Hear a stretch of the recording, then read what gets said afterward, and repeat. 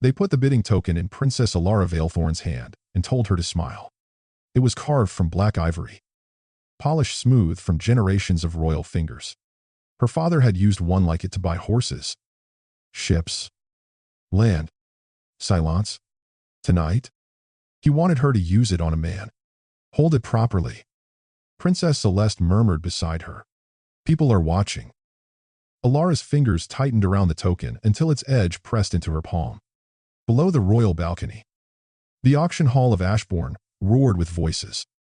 Nobles leaned over velvet rails. Merchants whispered behind jeweled hands. Guards stood around the raised platform with moon iron collars hanging from their belts. Then the torches bent. Not flickered. Bent. Every flame in the hall leaned toward the center platform, as if an invisible wind had entered with the next prisoners. The auctioneer swallowed. Lot 17. 2 wolf shifters captured near the northern pass. A hush fell. 2 men were brought onto the platform. The first had golden hair and a grin too sharp for a prisoner, even bound in moon iron. He carried himself like he had only stepped into the hall to insult everyone inside it. The second man did not smile. He was tall, dark-haired, and still in a way that made the noisy room seem foolish around him. His eyes lifted once, cold gray beneath black lashes, and the air changed. Elara forgot how to breathe. The moon iron key at her father's belt gave a soft, silver chime. No one else seemed to hear it. Celeste heard. Her green eyes slid toward Elara. Interesting. King Orin leaned forward on his carved chair. Do you know who that is? Elara did not answer. Her father smiled, without warmth. Kael Draven, son of Alpha, King Aurelian, the darling heir of Nightcrest Realm. A murmur passed through the hall. The Alpha King's son. A prince of wolves. A future enemy king. Kael's gaze swept the crowd with icy contempt. Then it reached the royal balcony. Reached her. The door behind Elara's ribs opened. Not fully. Just enough to let winter in. She grabbed the balcony rail with her free hand. The torches bent harder. One candle near her elbow burned blue for a heartbeat. Then gold again. Kael saw it. His expression did not change, but his eyes narrowed. Celeste's hand settled lightly on Elara's wrist. Her touch was soft. Too soft. Do not pity them, she whispered. Pity makes people weak. Elara forced her face still. For years, Ashborne had called her the soft princess, the useless princess, the girl who cried over broken birds and freed rabbits from royal traps. Her father had stopped looking at her as if she were his daughter. Celeste had taught her how to survive court. Smile when they expect tears. Bow when they expect refusal. Hide your heart where no one can reach it. The auctioneer raised his voice. By order of King Elara Vaelthorne, these beasts are not for common purchase. His Majesty grants first choice to the crown princess. Elara's stomach dropped. The hall turned toward her. Celeste's smile bloomed. Go on, sister. Elara looked at her father. For one foolish second, she searched for the man who used to carry her through the orchard and call her his little star. Only the king stared back. Choose one, he said.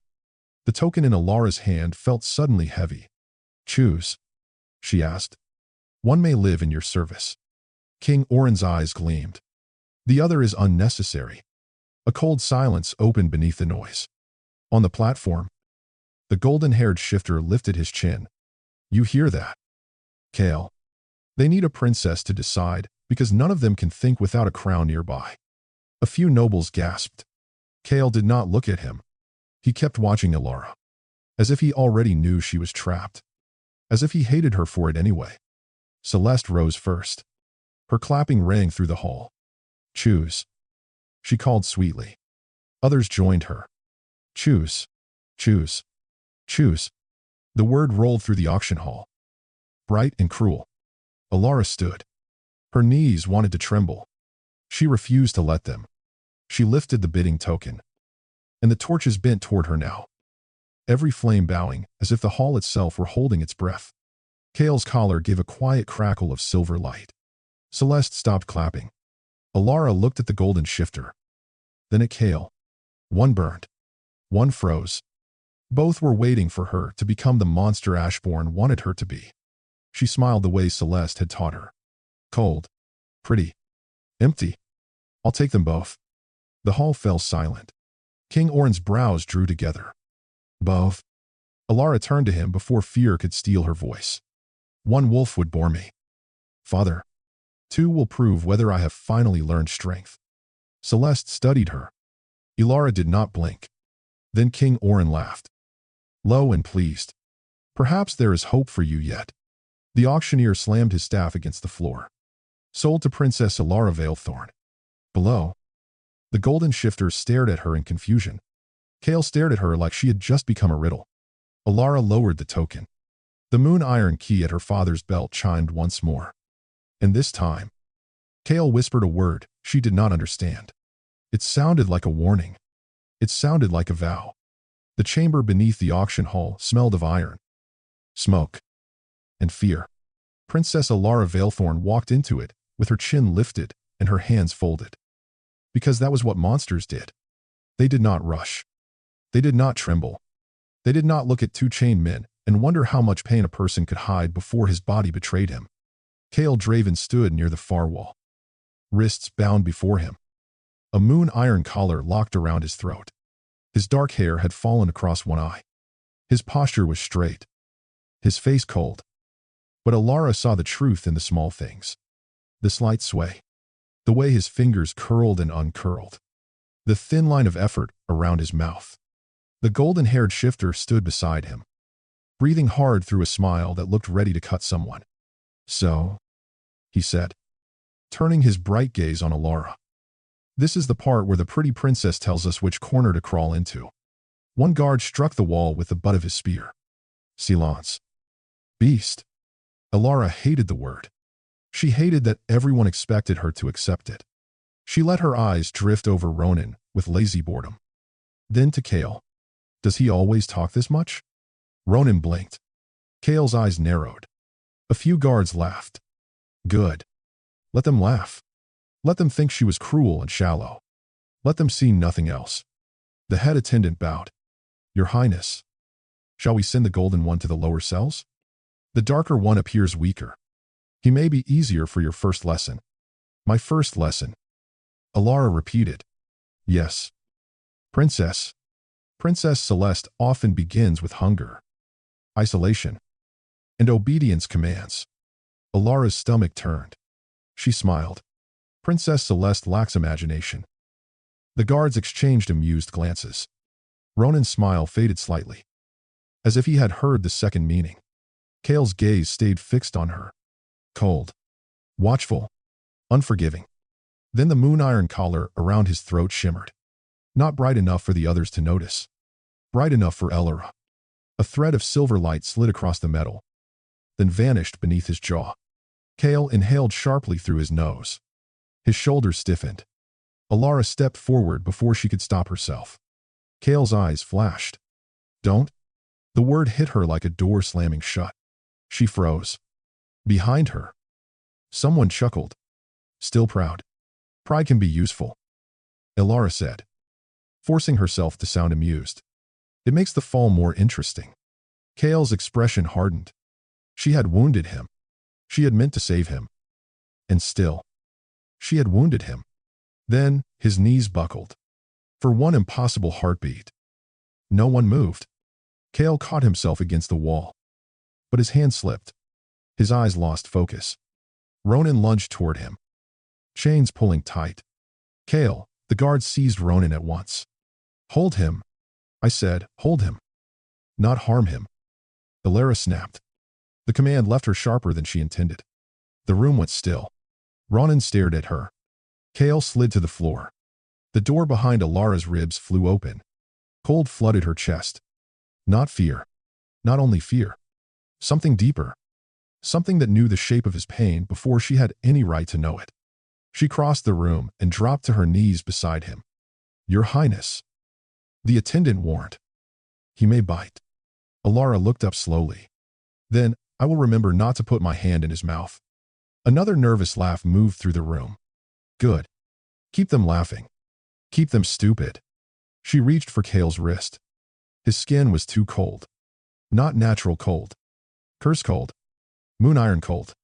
Beneath his pulse, Something moved wrong, like frost spreading through water. Ronan struggled again. What did you do to him? Nothing yet. Elara said. Liar. His voice cracked on the word. And for the first time, Elara heard fear beneath the fury. She looked at him, only for a second, long enough to let her mask slip in her eyes. I am trying.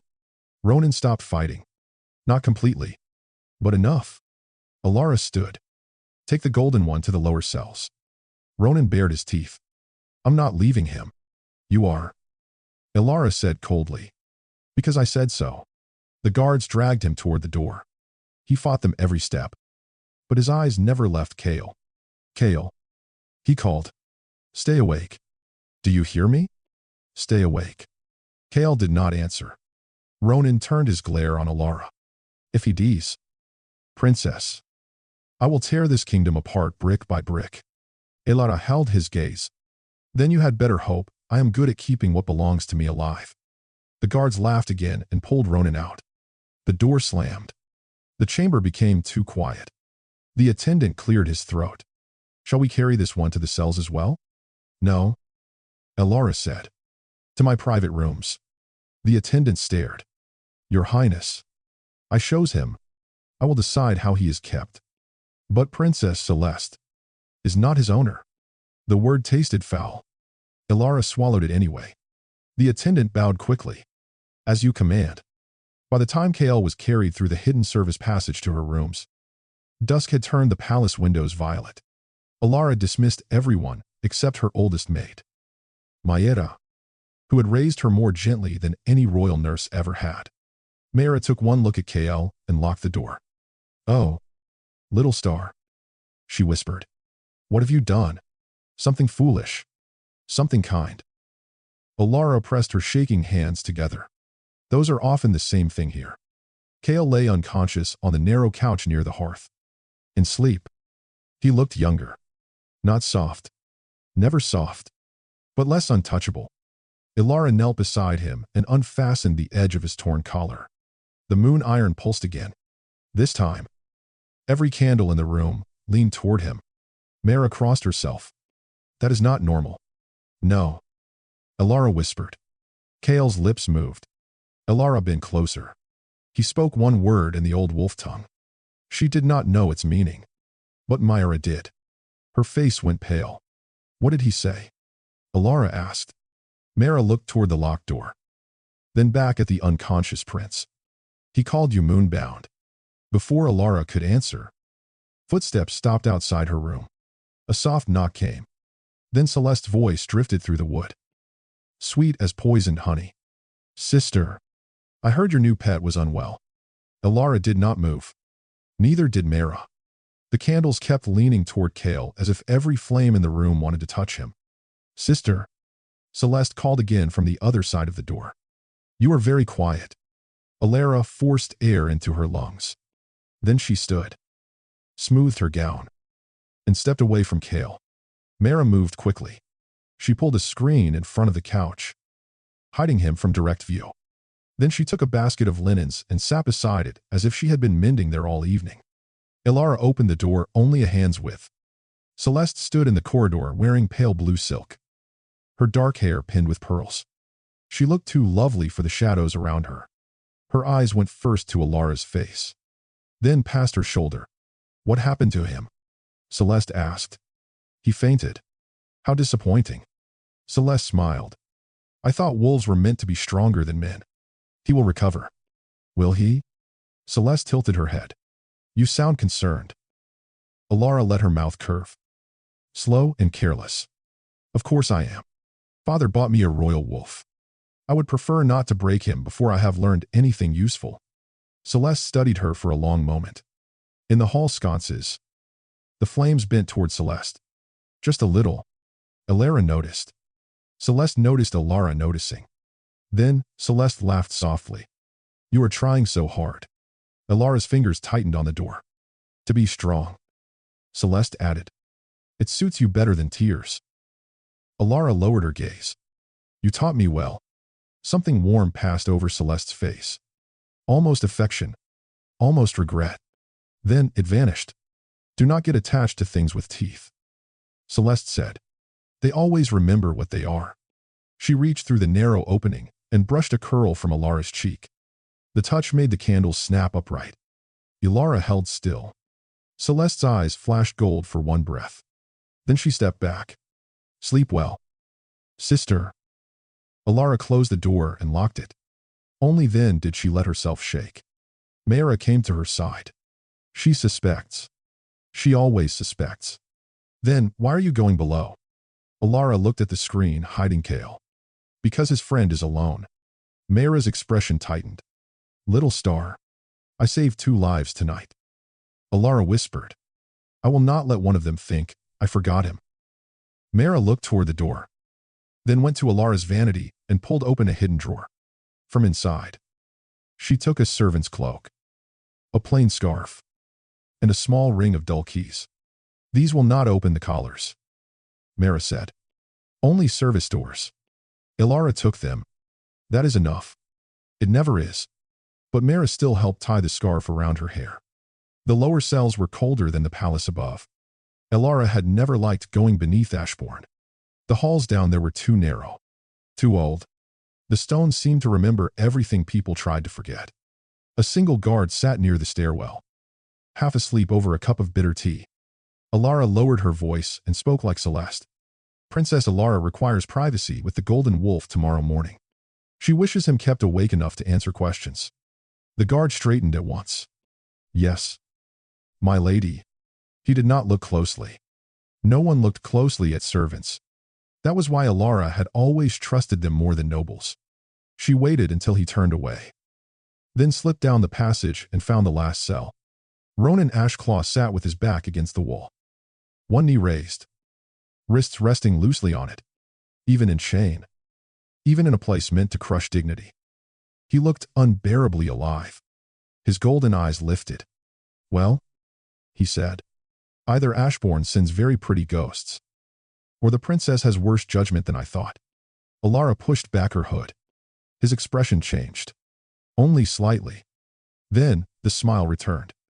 Sharper than before. Come to admire your property. Elara stepped closer and set a small bundle through the bars. Ronan stared at it. Water, she said. Bread.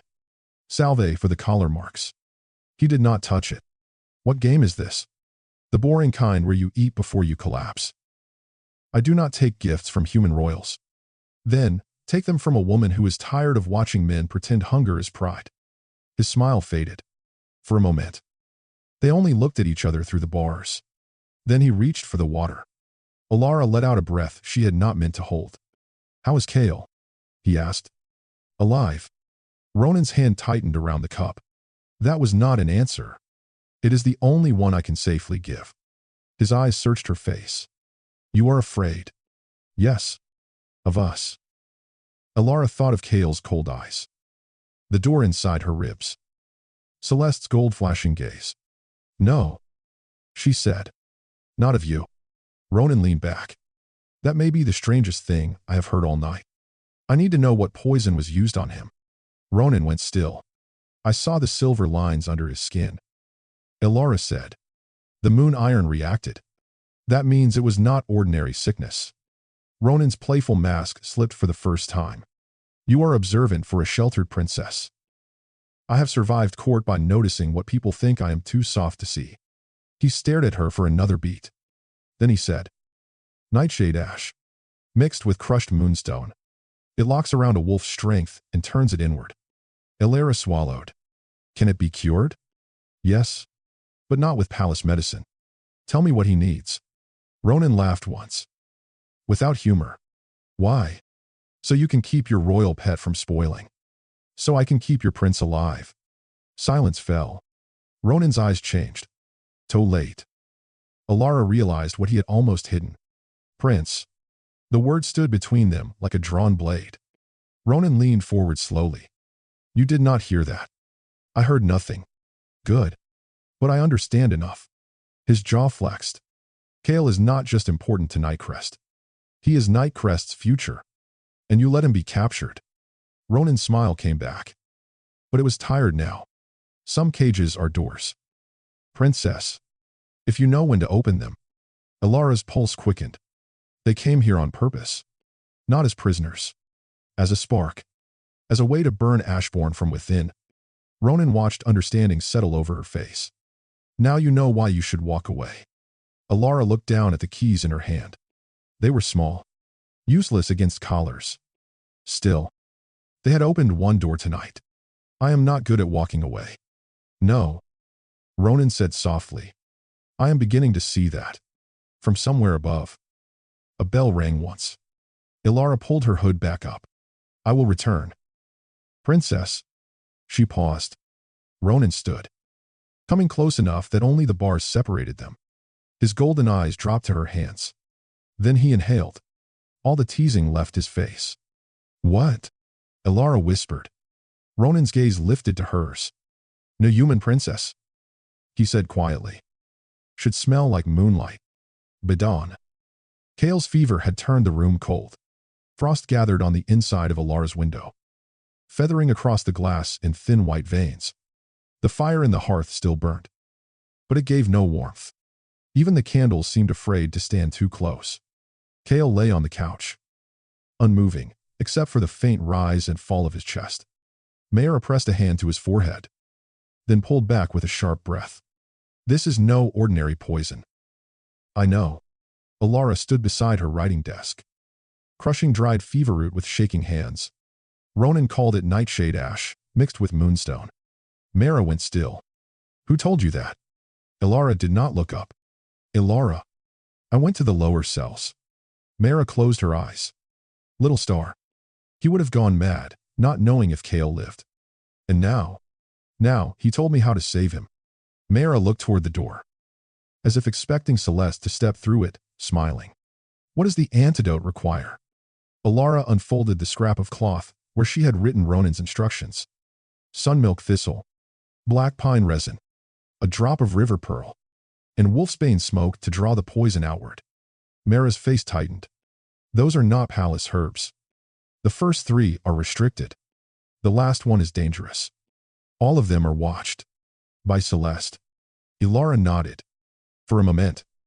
Only Kael's uneven breathing filled the room. Then a soft knock came at the servant's passage. Mayra stiffened. Elara slipped a small dagger from her sleeve, though she had never used one on anything more frightening than sealed letters. A whisper came through the panel. Princess. Ronan. Elara opened the hidden door. Ronan Ashclaw stood in the narrow passage, wearing a stolen guard coat 2 sizes too small. One wrist still circled by a broken chain, and a smile that suggested the whole world was a joke he intended to survive. Elara stared at him. You escaped. Temporarily borrowed my freedom. You were in a locked cell. Yes. Terrible design. Very insulting. Honestly. Mayra made a strangled sound. Get inside before someone sees you. Ronan stepped in, and the warmth of him seemed to disturb the cold in the room. His smile vanished when he saw Kael. He crossed to the couch at once. Brother, he said softly. The word was not blood. Not exactly. Elara could hear that now. It meant something chosen. A bond stronger than title. Kael did not steer. Ronan's hand hovered near Kael's shoulder, then dropped. He needs the antidote before sunset. I know. Elara said. But Celeste watches the stores. Ronan turned to her. Then we do not use the stores. Elara blinked. What does that mean? It means I made a friend. Mayra muttered. Of course, you did. Ronan's grin returned. Her name is Leora. Kitchen maid. Very clever. Beautiful hands. Terrible taste in men. If the guard she flirts with is any sign. Elara stared at him. You flirted your way into a supply route. I prefer to think of it as diplomacy. You escaped a royal cell, and your first instinct was to charm a kitchen maid. No. My first instinct was to find Kael. His smile softened. My second was charm. That should not have made Elara's mouth twitch. It did. Ronan noticed. His golden eyes brightened. And for one foolish breath, the cold room felt less hopeless. Then Kael groaned. Elara moved first. She knelt by the couch and took his wrist.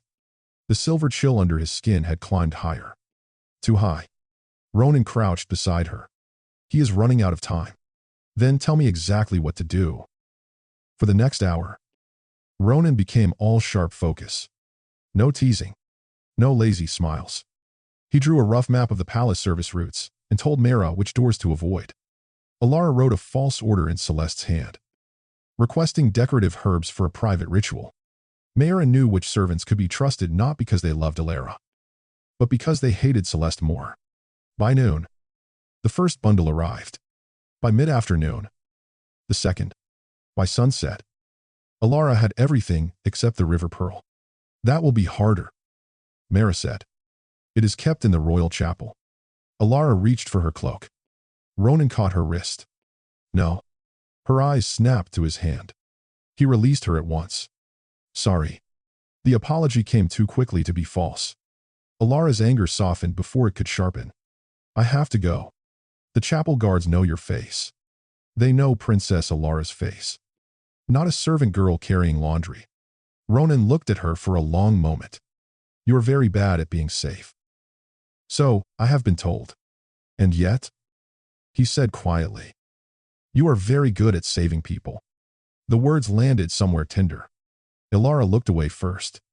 The river pearl sat in a silver bowl beneath the chapel moon window. Elara stole only one, leaving the others undisturbed. On her way back, she saw Celeste at the end of the corridor, speaking to a priest. Every flame along the wall bent toward her. Elara ducked behind a pillar and held her breath until her sister passed. When she returned, Ronan took the pearl from her hand with almost reverent care. You did it. We have not saved him yet. No. His gaze lifted to hers. But you came back. They worked over Kael as night folded around the palace. Elara crushed the pearl into the antidote, while Mara burned wolfsbane in a copper dish. Ronan held Kael steady, speaking to him in old wolf tongue. Low and urgent. The cold fought them. The candles bent toward Kael until their flames were nearly horizontal. Then Kael's eyes opened. Silver gray. Furious. Alive. His gaze fixed on Elara first. Not Ronan. Not Myra. Here. The door behind her ribs opened wider. Kael breathed her name, though she had never given it to him. Elara. Ronan laughed softly, almost broken with relief. Elara looked at him then, and his face was too close.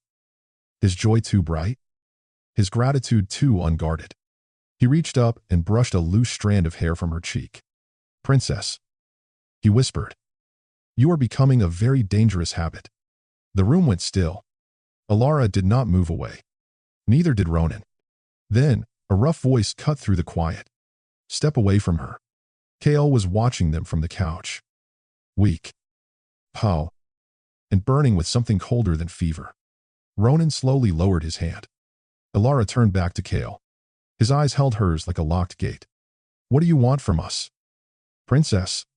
Elara did not answer at once. The question hung between them, sharper than any blade in the room. What do you want from us? Princess. Kael's voice was rough, from fever. But the command in it had survived. He lay on the couch with one hand braced against the cushion, trying to rise before his strength had returned. Ronan stepped toward him. Kael. Don't. Kael's stare did not leave Elara. I asked her. Elara stood slowly. Her hands still smelled of wolfsbane smoke and crushed pearl. Her sleeves were stained with herbs. A bruise darkened the inside of her wrist, where the chapel window had caught her when she climbed through it. She looked nothing like a royal monster. That seemed to anger him more. I want you alive, she said. Kael gave a cold laugh. For what purpose? For the very strange purpose of not wanting you dead. Ronan's mouth twitched. Kael's did not. Humans do not risk treason for wolves out of kindness. Elara felt the word like a shove. A man's. Not princess. Not Elara. Just another shape in the enemy's face. Behind her, Mara gathered the copper dish of wolfsbane ash and quietly withdrew toward the servants' passage. She knew when a room needed fewer witnesses. Ronan remained. Kael noticed. You trust her now? He asked him. Ronan folded his arms. I trust that you would be dead without her. Kael's jaw tightened. That was not my question. No. It was the answer you needed. For a moment, The two wolves stared at each other in a silence that carried years of loyalty. Arguments and battlefield vows Elara had no right to understand. Then Kael swung his legs over the side of the couch. Elara stepped forward. You should not stand. I have survived worse than a poison made by frightened men. You survived because I stole from a chapel, lied to my sister, smuggled a prisoner through my wall, and nearly froze my hands mixing your antidote. Kael stood. Too quickly. The room tilted with him. He caught the edge of the table, fingers gripping hard enough to whiten. Elara reached for him before she could stop herself. He seized her wrist. Not cruelly, but fast. A warning. The candles bent toward them. Every flame in the room leaned until their light stretched across the walls like golden threads. Kael looked at her hand in his. His breathing changed. Elara felt it too. A pull beneath the skin. A cold line from his palm to her chest. The door behind her ribs opened another inch. And something inside answered him before she had words for it. Kael released her as if burned. Do not touch me. The words should have offended her. Instead, they hurt. She stepped back. Gladly. Ronan exhaled. Excellent. Everyone is being charming. Kael turned on him. Why are you here? To help. You escaped your cell. Yes. You should have run? And leave you being nursed by a terrifying princess with sad eyes. Ronan shook his head. Impossible. Elara looked away. Kael did not. His gaze sharpened, catching the smallest movement, the smallest wound. That was the trouble with predators. Even when they hated you, they saw too much. She is not your entertainment, he said. Ronan's smile faded. I know. Something tense moved between them. Something Elara did not understand until Ronan's golden eyes softened. He cared for Kael more than he cared for his own survival. And Kael, for all his ice, was afraid Ronan's soft heart would get him killed. The realization settled quietly in Elara's chest. These were not beasts. They were family. A knock sounded at the outer door. All three of them went still. Elara. Celeste's voice called. Father wishes to know whether your wolf survived the night. Ronan reached for the broken chain at his wrist. Kael's eyes turned silver cold.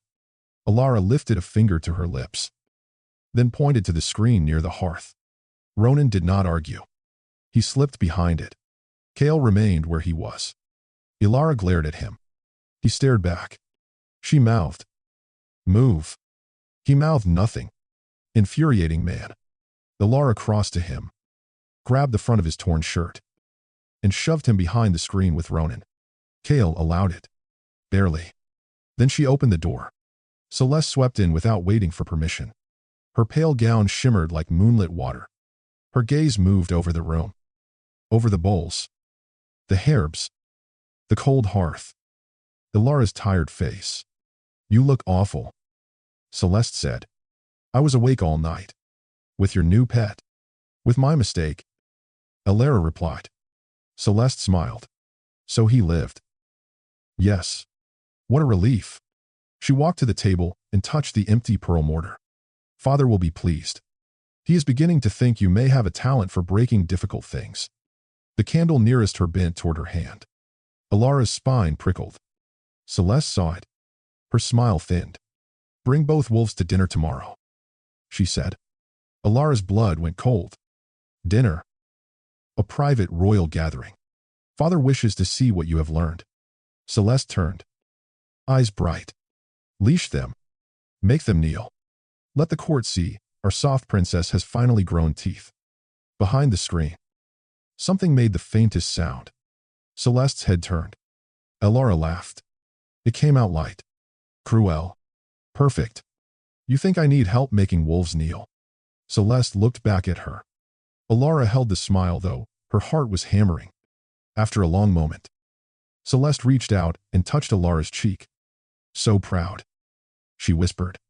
Then she left. Elara waited until the footsteps faded. Ronan emerged first. Well, that sounds unpleasant. Kael stepped out behind him, eyes fixed on Elara. You will not put a leash on me. I know. You will not make me kneel. I know. He moved closer. Then why did you agree? Elara looked toward the closed door. Because my father keeps the moon iron key on his belt during royal dinners. Ronan's expression sharpened. Kael went very still. Elara turned back to them. If I can steal it, I can open your collars. You would free us? Ronan asked. Yes. And when Nightcrest comes? Kael asked softly. The room changed. Elara looked between them. Ronan's face lost all humor. Kael's silence told her enough. Her throat tightened. You were not captured by accident. Kael said nothing. The answer was in his eyes. A cage that was also a door. Ronan had told her. Elara stepped back as if the floor had shifted beneath her. You came here to start a war. To end one. Kael said. My father will die. Many fathers already have. The words struck clean. Elara could not deny them. Still, pain closed around her chest. Kael took one step toward her. Then stopped himself. Elara. No. She lifted her hand. Do not say my name like you are sorry. His jaw tightened. For a moment, she thought he might argue. Instead, he said, then do not risk yourself for us. She looked at him. He looked almost angry about it. As if her kindness were a trap he wanted to hate and could not. Elara reached for the cloak Mara had left on the chair. I am not doing this because you deserve it, she said. I am doing it because I refuse to become them. She walked toward the servants' passage. Kael caught her before she reached it. Not by force, just by standing in her way. The space between them narrowed until she could feel the chill coming off him. No longer fever cold, but something older. Something wolf. Something bound to her by a thread neither of them dared name. His gaze dropped to her mouth. Only for a breath. Elara stopped breathing. Ronan, blessedly, said nothing. Kael lifted his hand as if to touch her cheek. Then, his fingers curled into a fist at his side. Do not make me believe in you, he said. Elara's voice came out barely above a whisper. I am not asking you to. Kael stepped aside. She passed him. But behind her ribs, the door stayed open. By morning, the whole palace knew Princess Elara's wolves had survived. Servants whispered it over laundry baskets. Guards muttered it at corridor posts. Noblewomen leaned close behind painted fans and asked whether the soft princess had truly learned to tame monsters. Elara heard every word. She walked through the palace with her head high. Kael on her left and Ronan on her right. Both collared. Both silent. Both dangerous enough to make armed men step aside. The arrangement had been Celeste's idea. Let them be seen, her sister had said at breakfast, stirring honey into her tea. A secret pet teaches no one anything. A public one proves power. So Elara had obeyed. Not because Celeste commanded it. Because every public step brought Kael and Ronan closer to the royal dining hall. Closer to King Orin. Closer to the moon iron key. Kael walked like a prince, forced to wear patience as a disguise. His eyes moved over exits. Guards. Windows. Servant routes. He saw every weakness in Ashborne's palace. And Elara wondered how much of it he had already mapped before his capture. Ronan, on the other hand, looked delighted. This hallway is very dramatic, he murmured. Do humans build everything as if they expect betrayal? Elara did not look at him. Usually. Yes? A corner of his mouth lifted. Kael's gaze cut between them. Elara felt that glance in her chest, like cold fingers against an open wound. She hated that she felt it. She hated more that he seemed to know. At the entrance to the West Gallery, a group of young nobles stopped speaking when they saw them. One of the men gave a theatrical bow. Princess Elara, he said, smiling too wide. How brave you look. We had all wondered whether you would keep them on silk ribbons. Laughter rippled. Elara stopped. Kael went still beside her. Ronan's smile sharpened. The noble's gaze dropped to the collars. Though perhaps iron suits beasts better. Elara turned her head slowly. Lord Marek. His smile faltered. Your Highness, you are unmarried. Are you not? The laughter died. He blinked. I am. How fortunate. I hear the auctioneer always has room for men who talk too much and think too little. Ronan coughed into his hand. Kael looked straight ahead. But Elara caught the faintest shift at the corner of his mouth. Lord Merrick flushed crimson. Elara walked on before anyone could decide whether she had made a joke or a threat. Only when they reached the empty gallery did Ronan whisper, "Princess, I may be in love with your insults. You fall in love easily. Only with excellence." Kael's voice was low. "Focus. I am focused. I am focusing on how terrifying she is becoming." Elara should not have smiled. She did anyway. Kael saw it. The air between them chilled. By the time they reached the old music room, Elara's pulse was beating too fast. She led them inside and closed the door. Dust floated through the sunlight. A covered harp stood in the corner like a ghost. "No guards here for 5 minutes," she said. Mara bribed the patrol captain with cherry wine. Ronan looked impressed. "Mara is my favorite person in this castle." Kael turned to Elara. "Tell us the dinner plan." His tone was all command. Elara lifted an eyebrow. "Ask." Ronan's eyes brightened. "Oh. This should be educational." Kael's jaw tightened. "Princess." "No." "Elara." That was worse. Much worse. Her name and his voice entered softly. Then stayed. She looked away first and walked to the window. Below, the royal orchard spread behind high walls, its bare branches combing the gray sky. "My father wears the moon iron key on the right side of his belt during formal meals," she said. "He drinks heavily when Celeste praises him. When he laughs, he leans back and sets his hand on the table. That leaves the key exposed." Kael watched her reflection in the glass. "And you can reach it. If I sit beside him, you will be watched." "I am always watched." Ronan's expression softened. Kael said, "Celeste will expect you to prove cruelty." "Yes." "What will she ask?" Elara's throat tightened. "She will ask me to leash you." "Silence." The word seemed to dim the room. Ronan's humor disappeared completely. Kael did not move. "And will you?" Elara turned from the window. "In public?"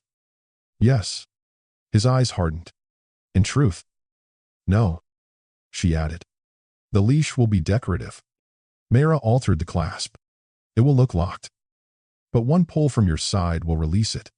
Ronan let out a slow breath. "Clever." Kael's gaze remained fixed on Elara. "You should not know how to fake a chain." Elara gave a small, tired smile. "I grew up in a palace." That answer changed his face. "Not much. But enough." A knock sounded at the music room door. All three froze. The door opened before Elara could speak. Celeste stood on the threshold. Her smile was bright. Too bright. "Sister," she said. "I wondered where you had gone." Elara moved in front of Kael and Ronan before she thought better of it. Celeste noticed. Of course, she noticed. Her gaze lowered to Elara's feet, then rose slowly to her face. "How protective." "I am private with my possessions." "Are you?" Celeste stepped inside. The air shifted with her. The dust motes stopped drifting. The candles on the wall, unlit a moment before, sparked to life one by one. Then every small flame bent toward her. Kael's eyes narrowed. Ronan went very still. Elara forced herself not to look. Celeste moved toward Ronan first. "Golden one," she said. "You are prettier when you are quiet." Ronan smiled. "And you are quieter when you are farther away." Celeste laughed. But her eyes flashed gold.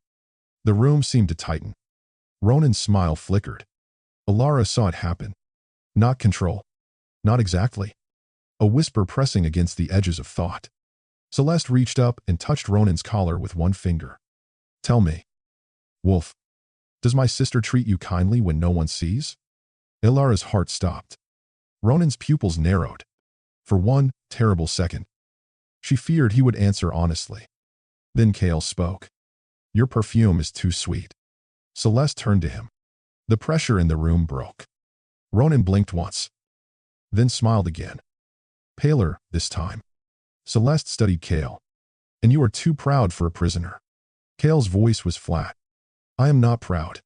I am bored." Ronan made a small sound that might have been laughter or prayer. Celeste's smile sharpened. "Tonight will cure that." She turned back to Elara. Father wants them both kneeling at your chair. He wants the court to see you give an order and watch them obey. Elara folded her hands. Then he shall. Good? Celeste leaned closer. Do not disappoint me. Elara. I know when your heart is lying. The candles bent lower. Elara met her sister's eyes. And I know when a room is.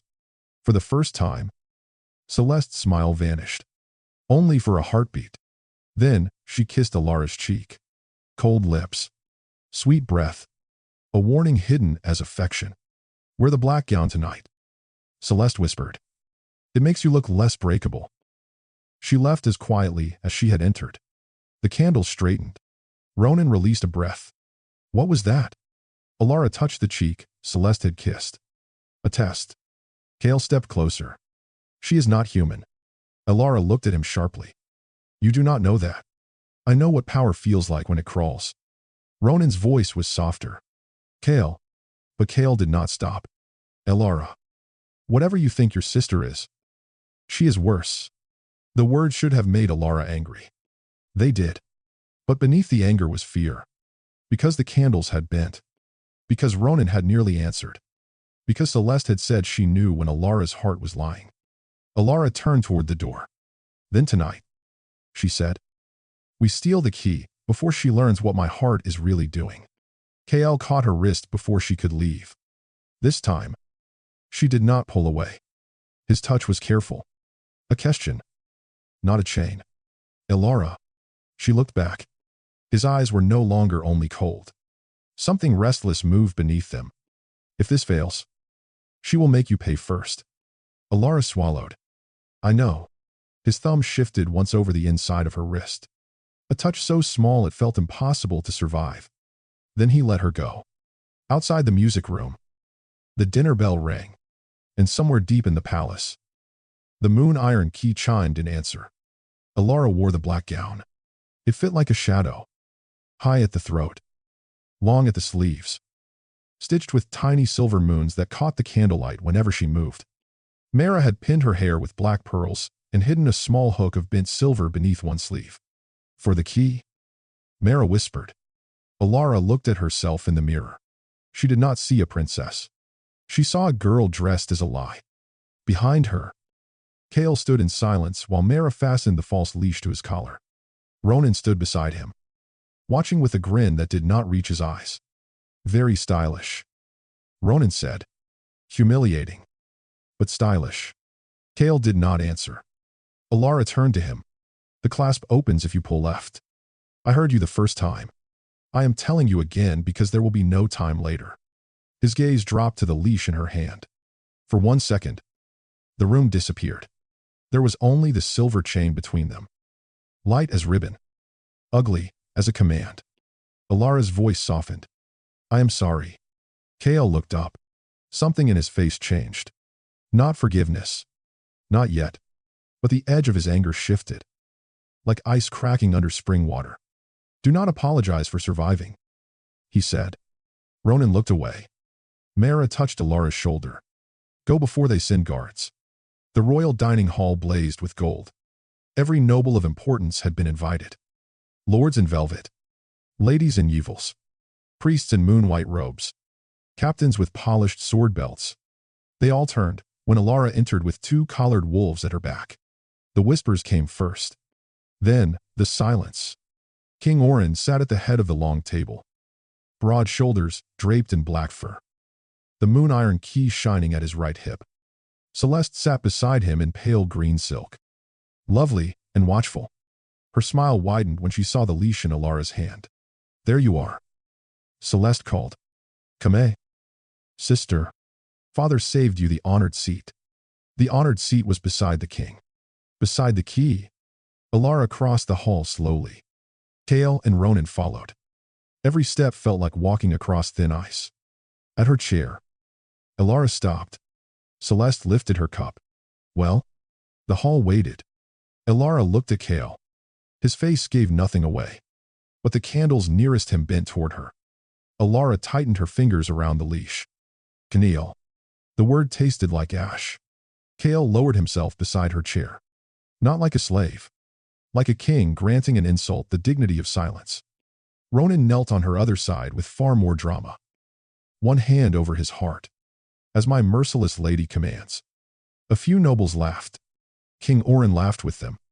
Celeste did not. She was watching Kael. Elara sat. Servants brought wine. Roasted fruit. Glazed roots. Silver bowls of cream soup. Elara did not taste any of it.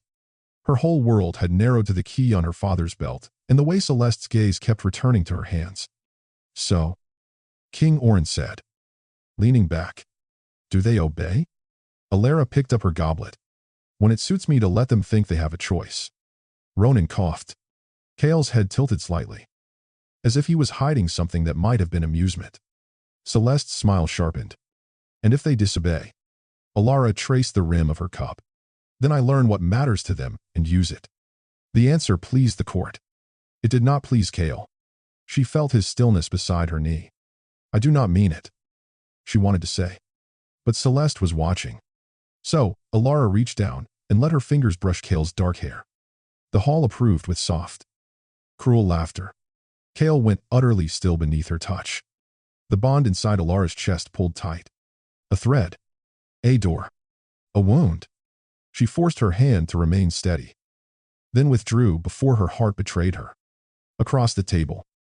Celeste turned to Ronan. Golden wolf, she said sweetly. Look at me. Ronan lifted his head. Tell us. Celeste continued. Does my sister show kindness when the doors close? Elara's pulse stumbled. The candles along the table bent toward Celeste. Ronan's smile flickered. His eyes dimmed for one breath. As if a veil had passed over them. Kael shifted beside Elara's chair. Not much. Just enough. His shoulder knocked lightly against the table leg. A goblet tipped. Wine spilled across King Oren's sleeve. The king cursed and lurched backward. Elara moved. Her sleeve fell over her hand. The silver hook slid from its hidden seam. She reached down as if to help her father. Caught the loop of the moon iron key. And pulled. The key slipped free. Cold weight dropped into her palm. She closed her fingers around it. My apologies, father, she said, lowering her head. King Oren waved her off. Clumsy beast. Kael's jaw tightened. Elara hid the key in the fold of her gown. Celeste was still looking at Ronan. The pressure in the room broke. Ronan blinked. Then smiled, too brightly. Princess Elara is many things, he said. Kind is the most dangerous one. The hall laughed, thinking it mockery. Elara almost could not breathe. Celeste's eyes narrowed. For the rest of dinner. Elara sat very still. The key seemed to burn against her thigh. Kael did not look at her. But she felt his awareness like a hand at her back. At last, King Oren rose. The nobles stood with him. Elara curtsied. Then gave the leash one practiced tug. Kael and Ronan rose with her. She turned toward the side door. Each step controlled. Each breath counted. No one stopped her. No one saw. She reached the corridor. Then another. Then the dark passage near the old chapel. Only there, did Ronan whisper. Please tell me you have it. Elara opened her hand. The moon iron key lay across her palm, shining like captured moonlight. Ronan grinned. Princess, I take back half the rude things I thought about you. Kael looked at the key, then at Elara. For the first time since the auction, his expression held something dangerously close to wonder. Elara, he said quietly, before he could say more. Laughter drifted from the hall behind them. Soft. Feminine. Celeste stood at the far end of the corridor, half hidden by candlelight. She looked at Elara's closed fist. Then she smiled. Celeste's smile did not reach her eyes. Elara, she called softly. You left dinner so quickly. Elara closed her fist around the moon iron key. Kael moved half a step in front of her. Ronan's hand found the false clasp on his leash. Celeste noticed everything. Her gaze drifted to Kael. Then Ronan. Then back to Elara. Were you taking your pets for a walk? Elara forced herself to breathe. The corridor was narrow. Too narrow. If Celeste screamed, guards would come from both ends. If Kael or Ronan moved too soon, The collars would burn with moon iron light and drop them to their knees. So Elara did the only thing she could. She laughed. Cold. Careless. Cruel enough to sound like her sister. I was bored. Elara said. Father's court is so eager to watch wolves kneel.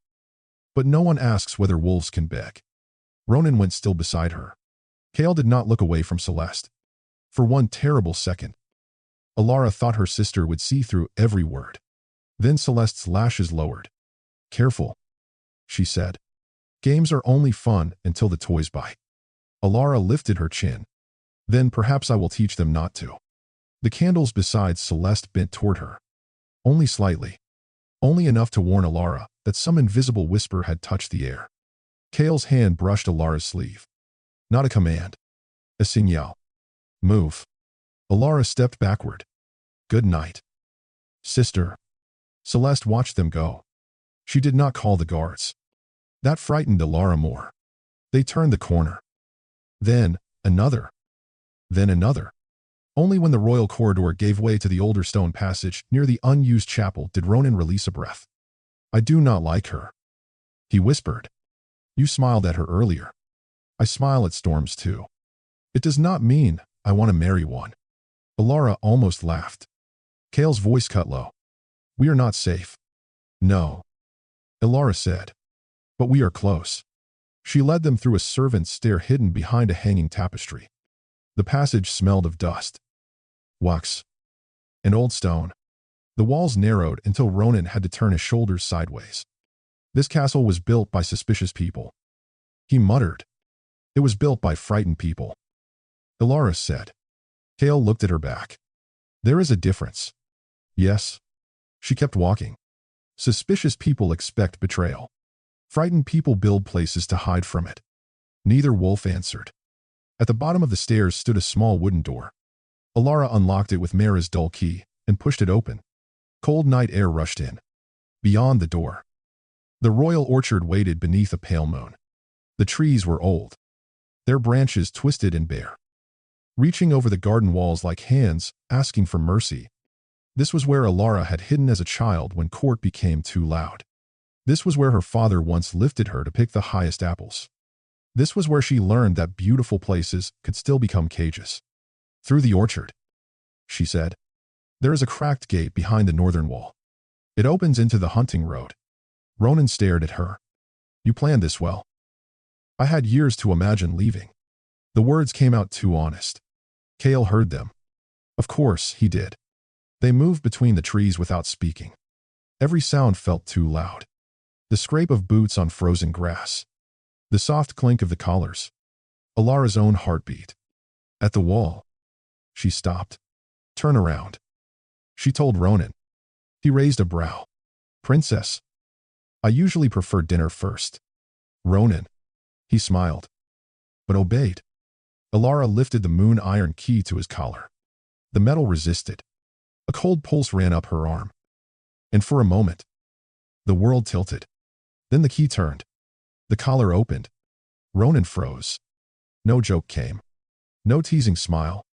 He reached up slowly and touched his bare throat as if he had forgotten what freedom felt like. Then, his eyes shone gold beneath the moon. Thank you, he said. Elara nodded because her throat had tightened too much for words. Ronan caught her hand before she could turn away. He lifted it. Not like a courtier. Not like a prisoner. But like a man saying goodbye to something he had no right to keep. Then he bent and pressed a soft kiss to her knuckles. It was gentle. Almost sad. Elara Vaelthorne, he whispered. You are going to ruin every simple story I ever believed. Kael made no sound. But Elara felt him. A sharp coldness opened in her chest. Not anger. Not hers. She turned. Kael stood a few steps away. His collar still locked. His expression carved from winter. His eyes were fixed on Ronan's mouth near her hand. Ronan released her at once. For what it is worth, he said lightly, though his voice had changed. That was gratitude. Kael said nothing. Elara stepped toward him with the key. Turn around. He did not move. Kael. His eyes met hers. The cold inside her chest twisted into something painful. Something jealous. Something ashamed of being jealous. You feel it too, she whispered before she could stop herself. Kael's face closed. I feel many things I have no time for. The words struck harder than they should have. Still, Elara lifted the key. This time, the collar did not resist. It opened the moment she touched it. The moon seemed to brighten. Kael drew one deep breath. Power moved through the orchard. Silent and vast. The branches trembled. The frost on the grass glimmered. Ronan stepped back.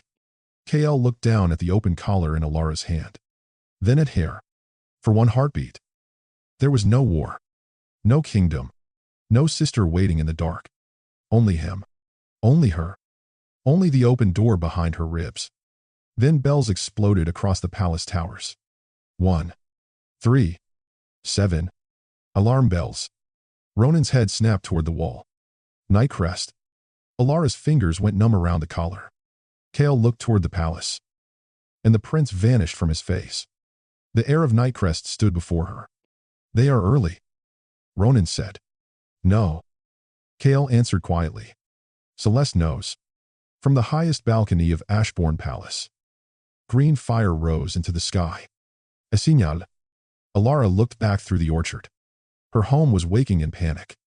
Kael stepped toward the cracked gate. Then stopped. He looked at Elara. Come with us. The words were not soft. But they were real. Elara thought of Mera. Her father. Celeste smiling in the corridor. The servants who would be trapped between two crowns. She shook her head. I have to go back. Kael's eyes darkened. Elara. I freed you, she said. Voice breaking despite herself. Now let me try to save what is left. Ronan looked between them. Grief flickering beneath his charm. The bells kept ringing. Kael reached for Elara. Then pulled his hand back. Elara, he said. Low and fierce. Hide from Celeste. She turned before he could see her tears. By the time she reached the palace door, the orchard behind her was empty, and the moon iron key in her palm had gone warm. By the time Elara reached the palace, Ashborne was no longer asleep. Bells thundered from every tower. Servants ran through corridors with armfuls of linen, ledgers, jewelry boxes, whatever frightened hands could carry. Guards shouted over one another. Noble women wept behind closed doors. Somewhere above, King Orin's voice roared for order. But the palace did not sound ordered. It sounded cracked. Elara pressed the moon iron key into her sleeve and hurried toward Mera's rooms. She had to find her. She had to warn her. She had to tell her to hide before Nightcrest soldiers reached the inner halls. At the turn near the old chapel, a hand caught her arm. Elara Spoon. Ready to strike with the key if she had to. Celeste stood there. Still perfect. Still calm. Her pale green gown had not even wrinkled. There you are, Celeste said. Elara's mouth went dry. Let me go. After you freed them. The hallway tilted. Celeste's fingers tightened. Not enough to bruise. Enough to remind Elara that softness could still hold like a chain. You knew. Elara whispered. I guessed. Celeste smiled. Then you confirmed it. Green light flashed again beyond the windows. Another signal. Another answer from the walls. You called the alarm before they attacked. Elara said. I protected our kingdom. No. You forced the battle to happen here. Celeste's smile faded. For the first time that night, something wounded looked out from behind her eyes.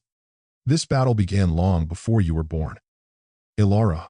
The candles along the chapel wall bent toward Celeste. Elara pulled her arm free. Do not do that to me. Celeste went very still. Do what? Whisper fear and call it truth. For one heartbeat. The hall became silent beneath the bells. Then Celeste's eyes flashed gold. So the wolves have been teaching you words. They taught me nothing. You did. Elara stepped back. Her voice shook. But she kept going. Every time the room changed around you. Every time Father looked confused after you spoke. Every time I felt my own thoughts grow sharp in your presence. Celeste's face closed. You do not understand what I am. No. Elara said. But I am beginning to understand what you have done. A crash echoed from the lower hall. Both sisters turned. The first Nightcrest soldiers had entered the palace. Celeste released a breath that almost sounded like relief. Then run to them. Little star. See how gently wolves treat a human princess when the gates are open. She stepped backward into the shadowed chapel. Then she was gone. Elara did not follow. She ran. Smoke drifted through the eastern corridor. But no flame touched the nursery wing. Nightcrest soldiers moved with terrifying precision. Guiding servants out. Disarming guards. Sealing doors. This was not a wild invasion. This was a planned taking. A cage that was also a door. Ronan's words returned to her, and the ache of them nearly stopped her feet. She found Mayra in the linen hall, carrying a frightened kitchen boy against her hip. Mayra gasped. Come with me. I have children hidden in the pantry. Then we get them first. Together. They gathered 6 servants from the lower passage and brought them to the old wine cellar. Elara gave Mayra a hair signet ring. If anyone stops you, show them this. Mayra clutched it. And you. I have to find father. Mayra's face changed. No. He is still my father. He has not been only your father for years. I know. Elara swallowed. But I have to see him. She left before Mayra could stop her. The throne hall doors stood open. Inside, Ashborne's banners hung torn from their hooks. King Oren stood at the foot of the dais, surrounded by Nightcrest warriors. He looked older than he had at dinner. Smaller. Somehow. Without the court laughing at his cruelty. Alpha King Aurelian Draven stood before him. Tall. Silver-haired. Mercilessly calm. Kael stood at his father's right. Free. Whole. Untouchable. Ronan stood behind him. Golden eyes scanning the room until they found Elara. Kael turned. The moment he saw her, something broke across his face. Not relief. Not anger. Both. Elara stepped into the hall. King Oren saw her and raised his hand. Daughter, tell them. Tell them these wolves are traitors. Elara's throat closed. For 1 second, she saw him in the orchard, laughing as he lifted her toward red apples. She saw the man who had called her his little star. She saw all the pieces Celeste had not yet stolen. Then, she saw the auction hall. The collars. The token in her hand. I cannot, she whispered. King Oren stared at her. The candles near the throne bent toward the empty doorway where Celeste had vanished. Aurelian noticed. So did Kael. King Oren's expression twisted. You freed them. Yes. You betrayed your blood. Elara stepped closer. No. I remembered it. Her father flinched, as if the words had touched something buried. For one breath, his eyes cleared. Elara, he said. And it was his old voice. Her heart lurched. Then the gold shadow returned to his gaze. His hand dropped to the sword at his side. Kael moved first. So did Aurelian. Ronan caught Elara around the waist and pulled her back before she could run forward. The hall erupted into motion. Not chaos. Decision. When it was over, King Oren lay still at the foot of his throne, and Elara could not hear the bells anymore. Only her own breathing. Only Ronan's arms around her. Only Kael saying her name as if it hurt him. Elara. She did not answer. If she opened her mouth, something inside her would come apart. Aurelian looked at the bent candles. Then at Elara. Where is Princess Celeste? Elara stared at the throne. Gone. A messenger rushed in before anyone could speak. He dropped to one knee. My king. Celeste Varelia has reached the southern tower. She has declared herself Queen of Ashborne. She demands the human nobles rally to her banner. Another messenger followed. Breathless. She also sends terms. Aurelian's face did not change. Speak. The messenger looked at Elara. Then at Kael. She demands Princess Elara be returned to her by dawn. The room went cold. Kael stepped in front of Elara. Aurelian's silver eyes narrowed. And if we refuse? The messenger swallowed. Then Celeste says she will show both kingdoms what the wolves did to the last true daughter of Ashborne. They did not put Elara in a cell. Somehow, that made it worse. Alpha King Aurelian ordered her taken to her father's old council chamber. the one with high windows and a long black table carved from ashwood. 2 Nightcrest guards stood outside the doors. 2 more waited inside. None of them touched her. None of them mocked her. They treated her like something dangerous. Or something valuable. Elara did not know which made her feel colder. She stood near the window with Mara's cloak around her shoulders, staring down at the courtyard where Ashborne banners had been lowered and Nightcrest banners had not yet risen. The palace looked suspended between 2 lives. Like her. The door opened. Kael entered first. His eyes found her so quickly her chest tightened. Behind him came Ronan. Then Alpha King Aurelian. Silver-haired and silent as winter judgment. Aurelian held a rolled canvas in one hand. Elara straightened. Am I a prisoner? Aurelian looked at her for a long moment. You are a princess of a fallen kingdom, whose sister has raised a rival claim and whose father's court may still follow her. So yes. Kael's jaw tightened.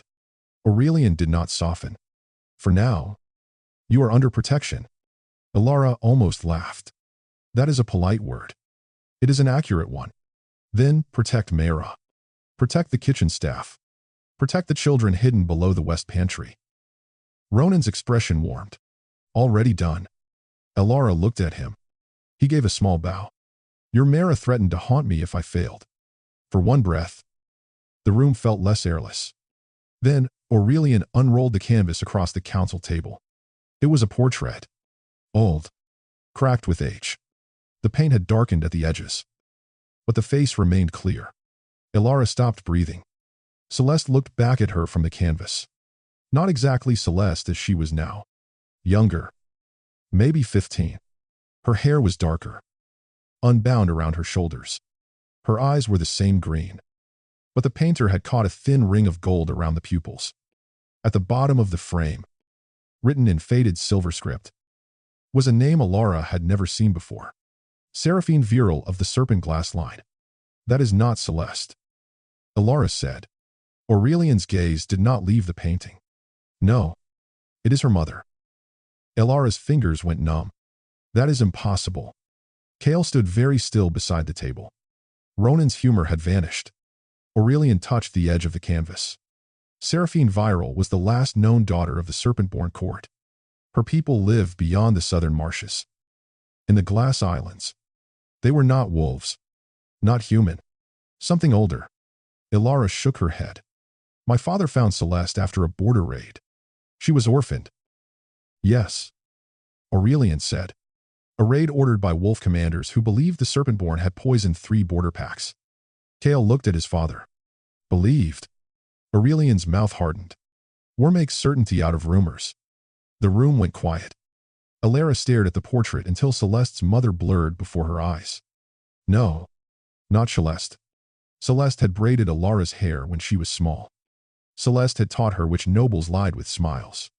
Celeste had held her hand during storms. Celeste had also stood in the auction hall and clapped while Elara was ordered to choose who lived. Both truths stood together. Neither moved aside. What are you saying?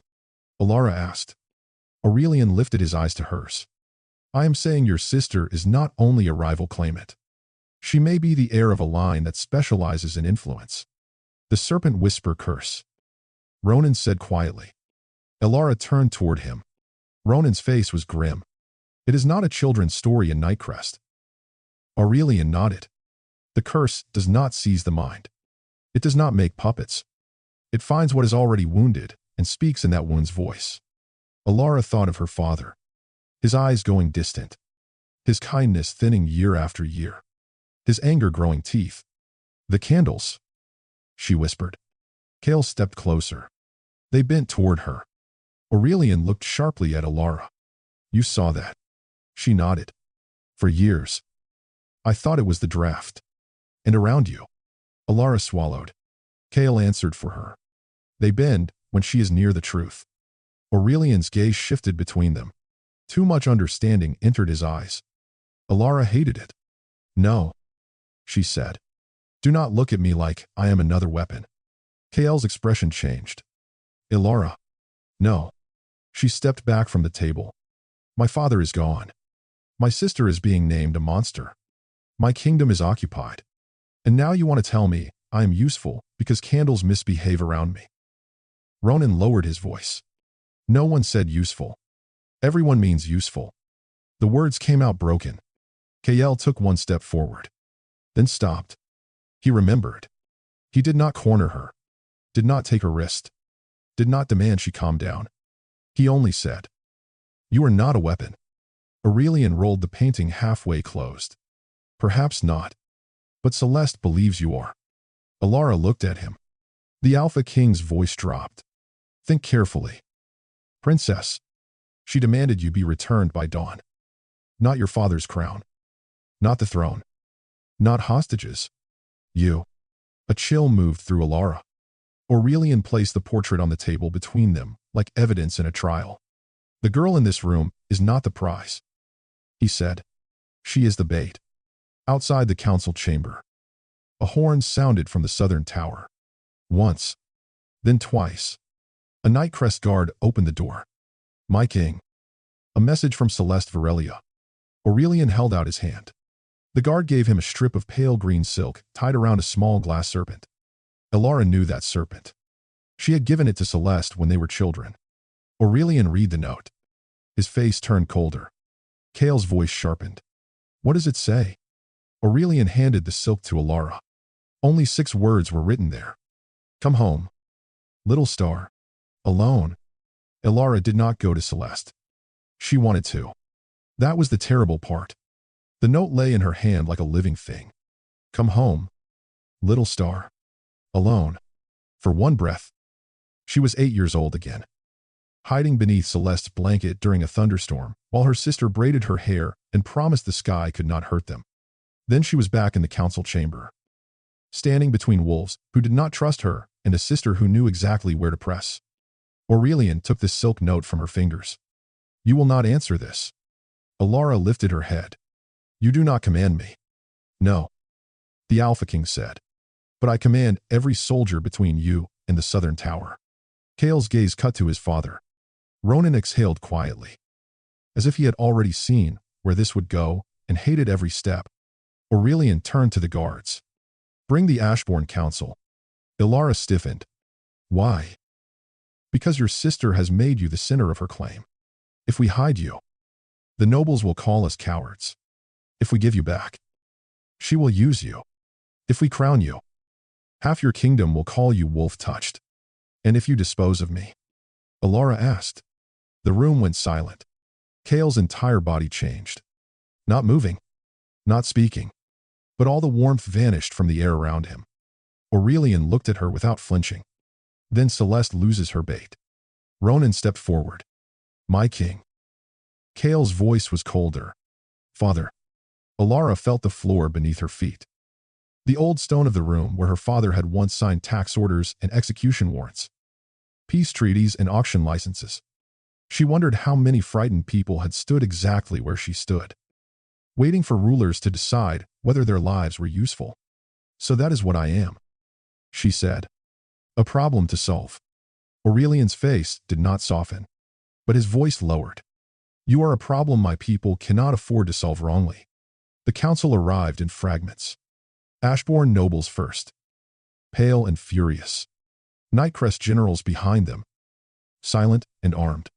Priests of both courts came last, carrying moon-white stoles and old law books. The throne room filled with murmurs that stopped the moment they saw Elara. She stood alone at the center, not chained, still trapped. Lord Marek, the same noble she had humiliated in the hall, pointed at her. "She freed the wolves. She helped the invasion." "I freed prisoners," Elara said. "You freed enemies." Kael took one step forward. Elara lifted a hand. He stopped. The room noticed. So did Aurelian. An elderly Ashborne priest cleared his throat. "Princess Celeste now holds the southern tower and has gathered the loyal houses. She claims Princess Elara acted under wolf enchantment." Ronan muttered. "Of course, she does." The priest continued. "If Princess Elara remains among Nightcrest wolves, many will believe it." A Nightcrest general spoke next. "Then, remove the doubt. Send her away from both courts until the matter is settled. And let Celeste call that exile guild." Ronan asked, Another voice said, use her. Crown her. Let her stand against her sister. Elara's hands curled. Use her. Crown her. Send her. Silence her. Every choice belonged to someone else. Then Ronan stepped into the center of the room. I will claim her. Elara turned so fast her breath caught. Kael went utterly still. Ronan did not look at him. His golden eyes remained on Aurelian. Under companion law. Not fated law. I am of noble wolf blood.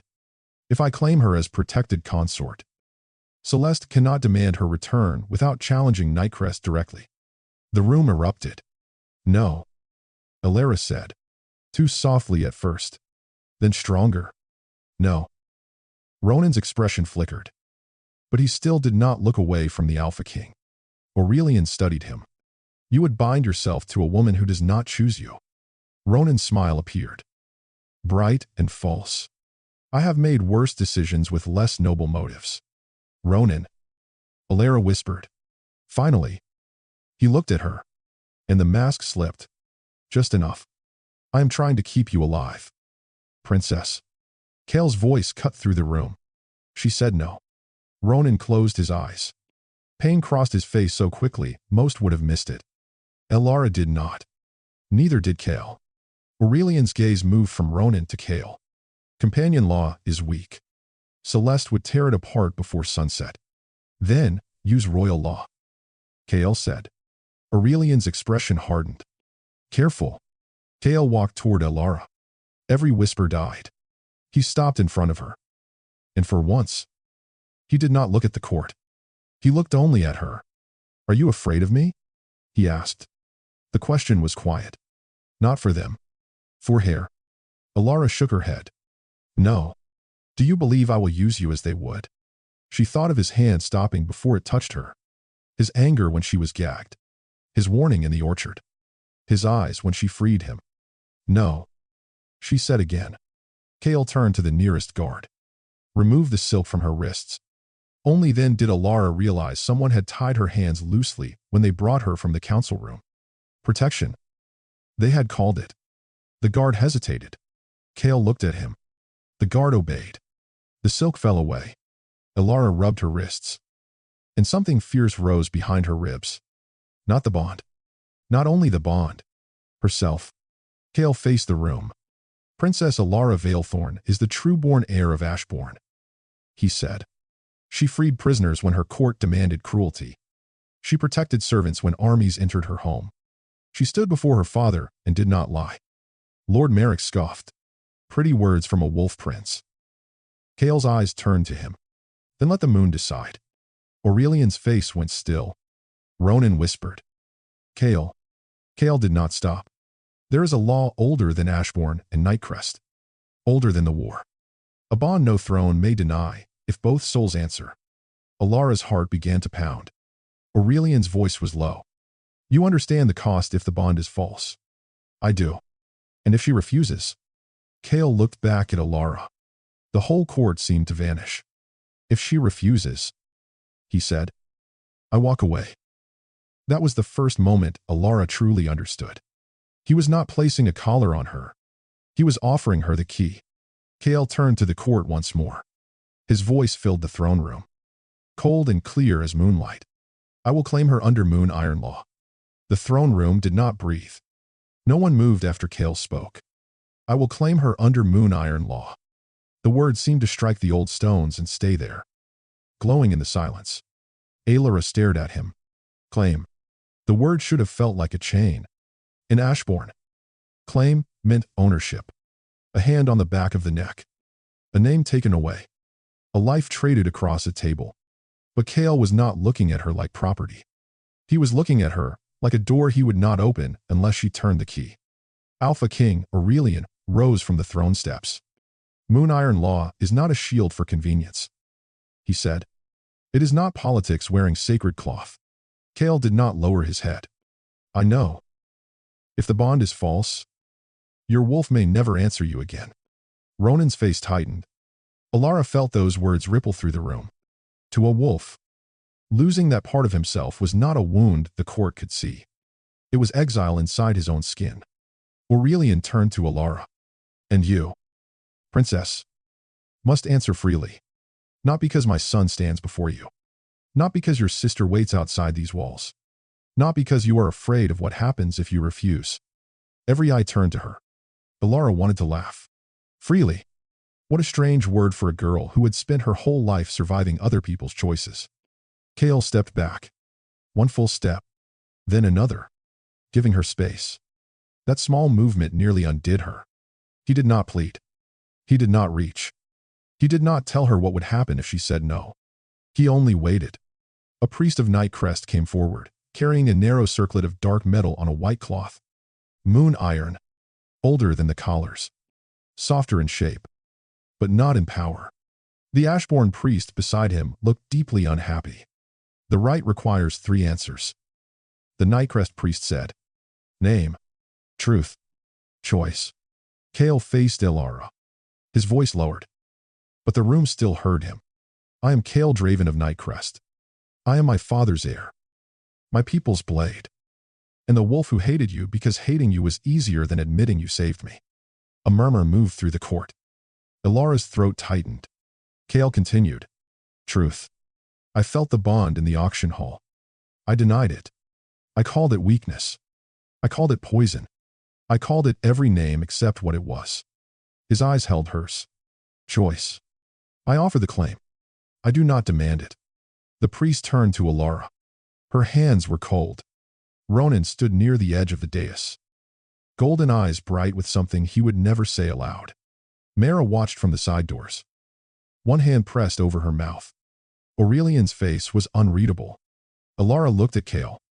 She remembered him collapsing in the chamber. She remembered the collar opening beneath her hand. She remembered his voice in the orchard. Come with us. Not as an order. As a hope he did not know how to soften. She stepped forward. My name is Elara Vaelthorne of Ashborne, she said. Her voice shook once, then steadied. I am my father's daughter. I am Celeste's sister. I am the princess who freed 2 wolves and still came back for the people who could not run. The candles around the throne bent toward her. Not toward Celeste. Toward her. Truth. Elara said. I am afraid. Of my sister.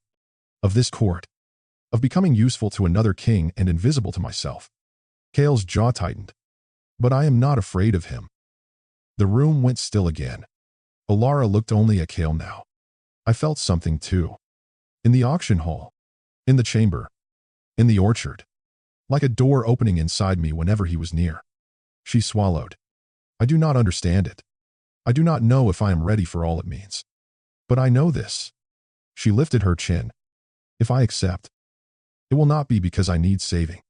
It will be because, for once, someone offered me a choice and meant it. The priest's voice softened. And your choice? Elara held out her hand. I accept the claim. Kael closed his eyes. Just for a breath. When he opened them, the coldness had not vanished. But it had changed. The priest placed the moon iron circlet between their hands. Elara touched one side. Kael touched the other. The metal woke. Silver light spilled across their fingers. Not hot. Not cold. But alive. The room blurred at the edges. The throne. The nobles. The soldiers. All of it pulled away like mist. Elara heard a crack. At first, she thought it was the circlet. Then every moon iron collar hanging from the guards' belts split down the center and fell open. The court gasped. Kael's hand closed gently around hers. The silver light rose between them. And Elara saw, not the throne room, a burning orange sky over a marsh of glassy water. A little girl with dark hair running through tall reeds, clutching a green ribbon in one hand. Celeste. Younger. Smaller. Not cruel yet. Just terrified. A woman's voice called her by another name. Seraphine's child. Hide. Then the vision shifted. Celeste stood in Ashborne years later, looking up at King Orin as he placed a crown-shaped pin in her hair. Her eyes were full of hunger, grief, and desperate hope. Let me belong somewhere, her face seemed to say. Then, darkness folded over the memory. Elara stumbled. Kael caught her, but only by the hand. Only enough to steady her. What did you see? He asked. Elara looked across the room. At Aurelian. At the nobles. At the open collars on the floor. Then toward the southern tower, where Celeste waited with an army and a wound no crown had ever healed. My sister. Elara whispered. Before she became this. Outside. The horn sounded again. This time. It was not a warning. It was an invitation to war. Badan. The throne room belonged to no one. Ashborne nobles stood on one side, stiff with fear and insult. Nightcrest wolves stood on the other, quiet as a forest before snow. Between them, the cracked moon iron collars lay scattered across the floor like dead loss. And at the center of it all stood Elara. Not crowned, not safe, but changed. The moon iron claim had left no visible mark. Yet everyone looked at her differently. Some with awe, some with suspicion, some with open hatred. Kael stood beside her, close enough for the bond to hum beneath her skin, far enough not to crowd her. That mattered more than any speech he could have made. Aurelian watched them from the steps below the throne. The right recognized you, he said. That gives you standing in both courts. Lord Merrick sneered. A wolf ritual does not make her queen of Ashborne. Elara turned to him. The hall quieted. No, she said. My choices do. His mouth closed. Ronan, standing near the pillar with folded arms, gave the smallest smile. Aurelian's gaze sharpened. Your sister has gathered 3 loyal houses, 200 soldiers, and the Southern Temple Guard. She will use your father's death to turn every frightened human against Nightcrest. Then we cannot answer fear with more fear. Elara said. Kael looked at her. Aurelian did not. You propose mercy. I propose a meeting. A murmur broke through the room. Madness. One Nightcrest general said. Celeste Varelia used influence in this very palace. And if we attack? Elara replied. Every human house that doubts her will run to her side. She is a serpent. Another said. You cannot negotiate with venom. Alara's hands tightened. The word struck too close to old Ashborne words. Beast. Monster. Thing. She looked at the general. Then perhaps both courts should stop naming people by what they fear. Silence followed. Kael's eyes flicked to her face. Pride moved through the bond. Quiet. Startling. Warm? Elara almost turned toward it. Toward him. She did not. Not yet. Aurelian stepped down from the dais. And what will you offer, Celeste? The truth. Elara said. Lord Merrick laughed. How poetic. Elara looked at him again. This time. He looked away first. I will offer her the chance to stand before both courts without the serpent whisper. Elara continued. If her claim is true, she can make it cleanly. If it is false, she must step down. Ronan's smile faded. She will not accept that. No. Kael said quietly. She will accept the chance to speak to Elara. The room turned toward him. Kael did not look away from Elara. She asked for you alone. She will not get me alone. His jaw tightened. But he nodded once. No argument. No command. Aurelian noticed that too. So, you will go. The Alpha King said. With escort. Elara lifted her chin. With witnesses. Wolves. And humans. Priests from both courts. Maeda. If she agrees. Ronan. If he is willing. Ronan placed a hand over his heart. For you. Queen of terrible decisions. Always. Kael's eyes cooled. Ronan's smile softened. But there was pain beneath it. I am joking. Kael. I know.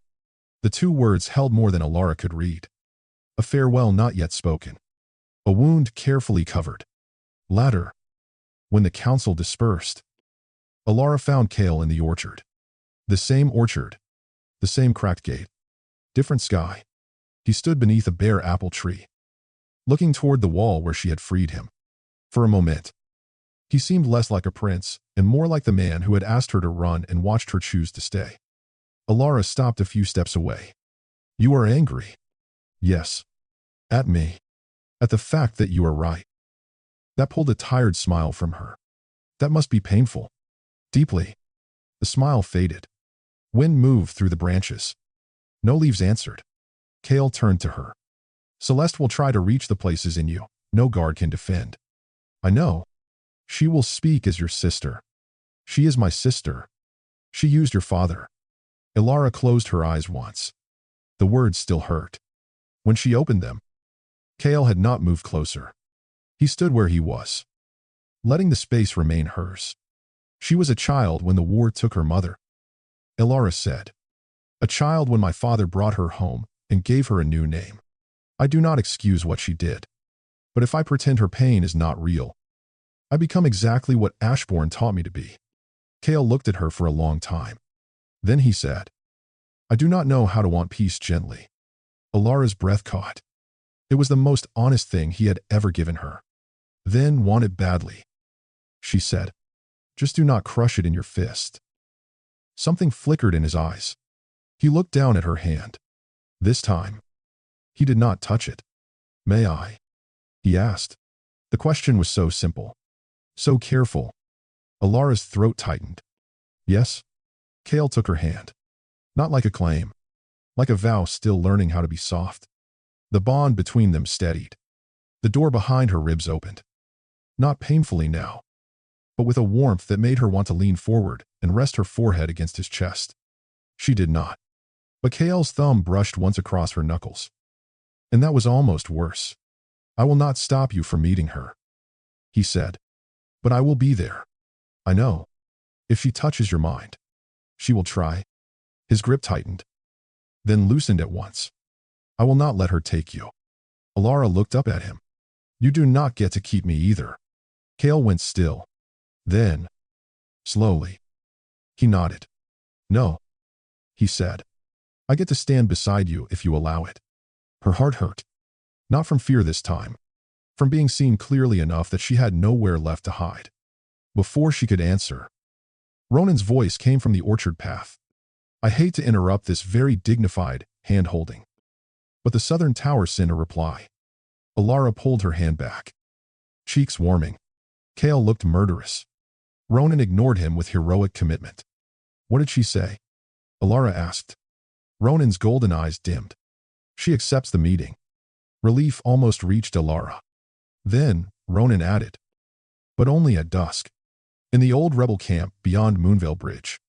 Kael cursed under his breath. Elara looked toward the south, where the sky had begun to darken, though morning had barely arrived. Ronan handed her the strip of green silk. One line had been written across it. Come as queen. Little star. Or come as my sister. You cannot be both. Dusk fell too early. By the time Elara reached Moonvale Bridge, the sky had turned the color of old silver. Mist curled over the river below, hiding the water until the bridge seemed to hang over nothing. Kael walked at her right.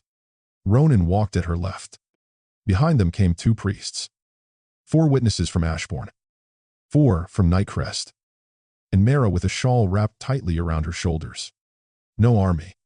No banners. No drawn weapons. That had been Elara's condition. Peace could not arrive dressed like conquest. The old rebel camp waited beyond the bridge, half swallowed by pine trees. Broken tents still stood between blackened fire pits. Years ago, Ashborne had called this place proof that wolves were traitors. Nightcrest called it proof that humans broke treaties first. Elara only saw a field full of ghosts. Celeste stood alone at the center. She wore no crown, no yevils, only a pale green cloak clasped at the throat with the small glass serpent Elara had given her as a child. For a moment, seeing it hurt more than any accusation could have. Little star, Celeste said. Elara stopped several steps away. Do not call me that unless you mean it. Celeste's smile trembled. Only a little. I have always meant it. The candles were not here to bend, but the mist moved strangely around Celeste's feet, curling toward her as if the earth itself wanted to listen. Kael noticed. His shoulder shifted closer to Elara's. Not touching. Waiting. Celeste looked at him, still hiding behind a wolf. Elara answered before Kael could. Standing beside one. Celeste's eyes sharpened. You sound proud. I sound awake. Something flickered across her sister's face. Hurt. Then anger. Then the smooth mask Elara knew too well. You think they see you? Celeste asked. They see a bridge. A useful girl with Ashborne blood and Nightcrest claim. When this is over, they will put a crown on your head and call it love. The words found a soft place. Elara felt them enter. Not magic yet. Just memory. Her father's court calling her weak. Aurelian calling her bait. Nobles deciding what she could become. Kael's voice came low beside her. Elara. Not a command. An anchor. She breathed. The mist drew back. Celeste watched that small failure with narrowed eyes. You told me to come as queen or sister. Elara said. I came as both. That is impossible. No. It is just harder than choosing one lie. Celeste laughed once. You think I am the liar. I think you are grieving. The word struck. Celeste went very still. Elara took one step forward. Ronan shifted, but did not stop her. Kael's fear pulsed through the bond. Sharp and restrained. Elara kept her eyes on her sister. I saw you, she said. During the Moon Iron claim, I saw the marsh. The fire in the sky. Your mother telling you to hide. Celeste's face changed. It was so fast Elara almost missed it. But for one heartbeat, the woman in the green cloak vanished, and a terrified child stood in her place. Then Celeste whispered, You had no right. I know. No. Celeste's voice broke. You do not know. You were given everything. Elara almost flinched. Were you? Celeste stepped closer, and the mist curled in with her. A father. A name. A room with windows. A kingdom that did not hunt you for what lived under your skin. My father took you in. My father was ash before I knew how to braid my own hair. Celeste touched the glass serpent at her throat. Your father took in a pretty orphan because guilt is easier to display than justice. Mara made a soft sound behind them. Elara did not turn. Celeste's eyes glistened, but her voice sharpened. He called me daughter. He gave me silk. He gave me a seat beside yours. But every night I waited for him to remember what I was and send me back to the marshes. So you whispered to him first. Celeste's mouth closed. The mist stopped moving. Elara's voice shook now. You made him cruel. No. Celeste's eyes flashed gold. I made him honest. Kael stepped forward. Elara lifted one hand. He stopped. Barely. Celeste saw it and smiled sadly. He obeys you. How romantic. He respects me. Today. Elara swallowed. The word tried to sink in. Today. Not always. Not forever. Not when peace became inconvenient. The bond warmed at her side. Kael said nothing, but she felt his answer before he spoke. I am here. Her chest ached. Celeste's smile faltered again. You loved him once. Elara said softly. Father. Celeste looked away. That was answer enough. You loved the man who brought you home. Elara continued. And then you punished the king he became. Even though you were helping make him. Celeste's breath caught. Ronan's face had gone still. Even he had no joke for that. For a long moment, only the river spoke beneath the bridge. Then Celeste said, Do you think I do not know? Her voice was small. So small that Elara's anger nearly broke. I hear him sometimes. Celeste whispered. The first version. The gentle one. The one who asked whether I liked honey cakes because you did. The one who told me I was safe. She pressed a hand to her chest. And then I hear the other one. The one who signed orders. The one who smiled at collars. The one who said wolves only understand cages. Her eyes lifted. I did not create his darkness. Elara. I fed what was there. That does not free you.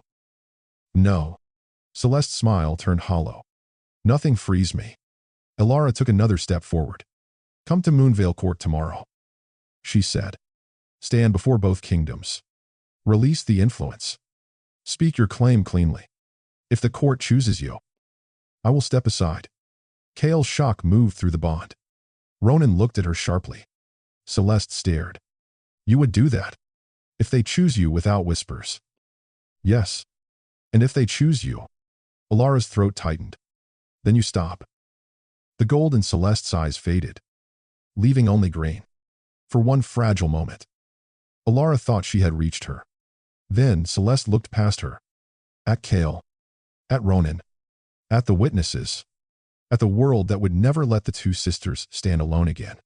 You brought them to watch me kneel. Celeste said. No. You brought them because you do not trust me. I love you. Elara said. And I do not trust what grief has made of you. Celeste flinched. Then her face became beautiful and distant. A queen's face. A stranger's face.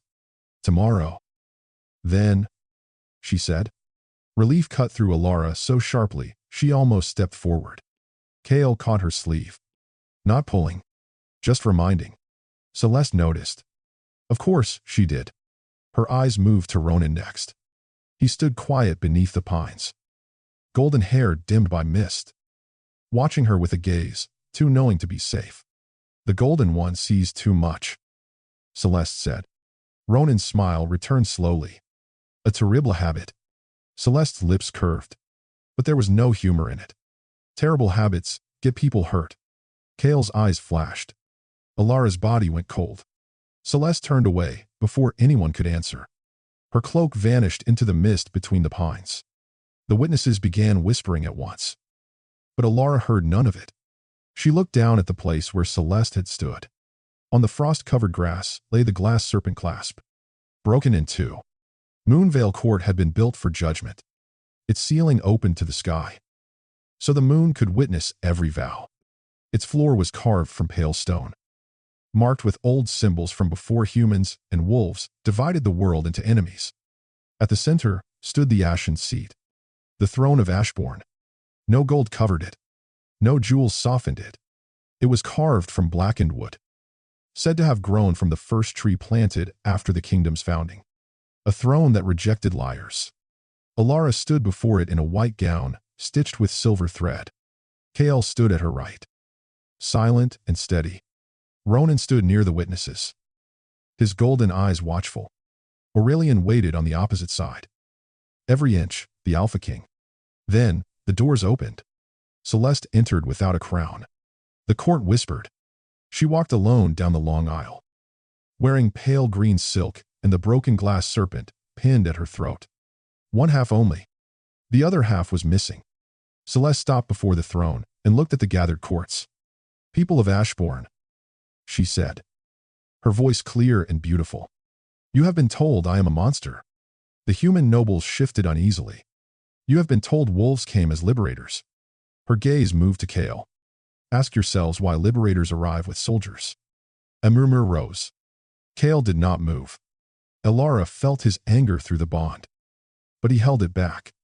For hair. For peace. Celeste turned toward Elara. My sister stands before you with a wolf claim on her hand and calls it freedom. The candles around the court bent. Every flame leaned toward Celeste. This time, everyone saw. A priest gasped.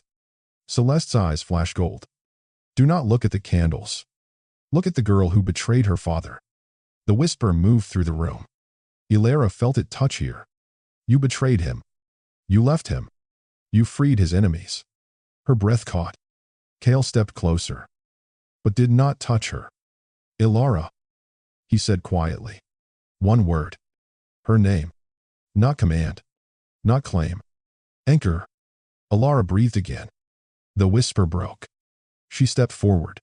I did betray something, she said. I betrayed cruelty. I betrayed cages.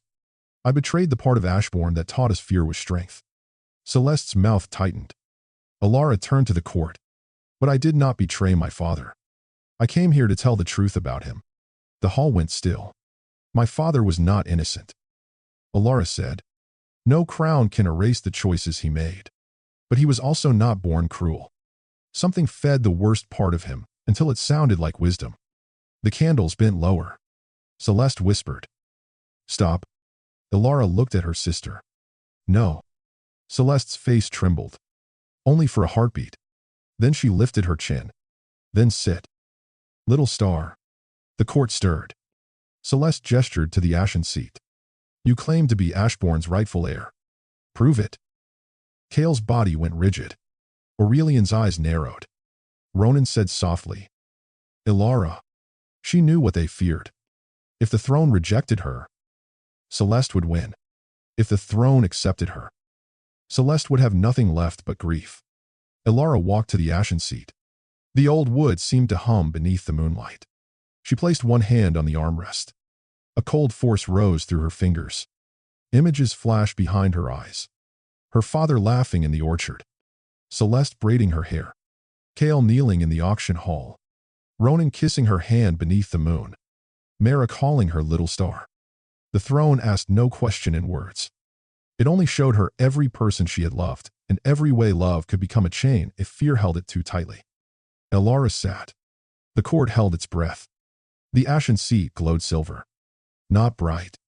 Not cruel. Gentle. Like dawn choosing not to punish the night. A cry broke from the human side. Someone knelt. Then another. Then Myra. Then the priests. Celeste stared at Elara. Her face empty. No. She whispered. The candles snapped upright. The serpent whisper failed. Elara rose from the throne and walked down the steps. You do not have to kneel, she said. Celeste laughed once. Broken and bitter. How merciful. No. Mercy would pretend this did not happen. Elara's voice softened. Justice means you cannot rule Ashborne. Not while your grief still wants a kingdom to punish. Celeste's eyes shone. And what will you do with me? Aurelian stepped forward. By court law. Elara lifted her hand. The Alpha King stopped. Celeste saw it. So did everyone. Elara said. You will go to Serpent Glass Isle. You will live there under oath. Without influence. Without court. Without a crown. You will remember what is true until you can speak without making others carry your pain. Celeste looked away. For a moment. Elara thought she would refuse. Then Celeste reached into her sleeve and pulled out the missing half of the glass serpent. She placed it in Elara's palm. I did love you, Celeste said. Elara closed her fingers around the broken piece. I know. Celeste's lips trembled. Then, before the whole court, she lowered her head. I whispered into our father's fear, she said. I called it justice because I could not bear to call it revenge. The hall went silent. Celeste looked at Elara one last time. I am sorry I made you choose between loving me and seeing the truth. Elara's eyes burned. But she did not look away. That is the first honest thing you have given me in years. Then Elara turned to the court. And from this night forward, she said, no person in Ashborne will be sold, collared, or named property again. The word struck harder than a crown. Servants near the back of the hall began to cry softly. Former prisoners stared as if they did not understand freedom when it was spoken aloud. Mara covered her mouth with both hands. Elara looked at the moon-iron collars gathered at the foot of the throne. Melt them, she said. Make bells for the city gates. Let every person who enters Ashborne hear what we chose to end. Kael stepped forward. The court watched him. For one tense moment, Elara thought he would claim his place beside the throne. Instead, he knelt. Not to possess her. Not to save her. To honor her. The throne is yours, Kael said. The choice is yours. My hand is only yours when you ask for it. Aurelian bowed his head. Not to a useful bride. To a queen. Ronan came to Elara before he left. He smiled the way he always did. But this time the sadness was honest. If he ever forgets how rare you are, Ronan said, glancing at Kael. Send for me. I will insult him until he remembers. Elara laughed through the ache in her throat. Will you come back? Ronan looked toward the western road. When my smile belongs to me again. Then he kissed her forehead. Soft and brotherly this time. And walked away before goodbye could become too heavy.